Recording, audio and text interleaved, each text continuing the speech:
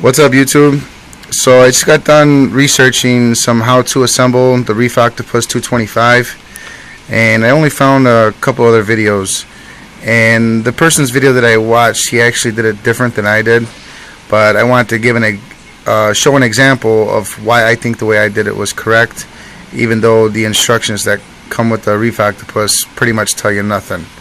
So I'm gonna have somebody help me just to speed up the process. Here, hold this. Now, this black washer here is the washer that originally came with the size pump, and Reef Octopus send it with this mystery washer, this white one. Now, this black one really not that strong, and this white one is definitely a lot more flexible and returns back to its shape more rapidly. So I'm going to slide this black one on. You can see how easy it pops and goes all the way down. Now if you look at it from the side, you can see that the black washer really doesn't stick out too much further than the thread. And if you take the piece that screws down to the outlet, remember to keep this gap here and not to screw down with the thread, because you will cut the O-ring. So this gap here is actually a lot bigger than the black O-ring that came with it. And if you slide it on, you can kind of feel like it's tight and then loose and then tight and then loose, which doesn't guarantee that the air that's being pulled down by the ventry and mixing, with the water is going to stay mixed and enter the body of your skimmer. It might actually leak out. So what I figured out was, one last thing to show you. If you kind of slide your fingers across it, you can see it pull off. Now, that's not a reliable washer to me. That's something I'd definitely replace. So that's probably why Reef Octopus sent it to you. You can see how easy I took it off. This white one, now it goes on a lot tighter. And you can see it sticks out further than the threading.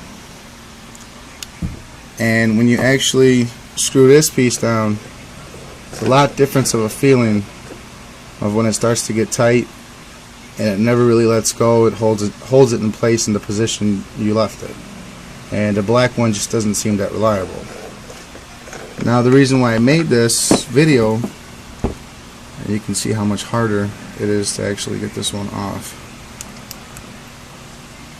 Okay. Nice. The other person actually grabbed this white washer and stuck it down and around inside this.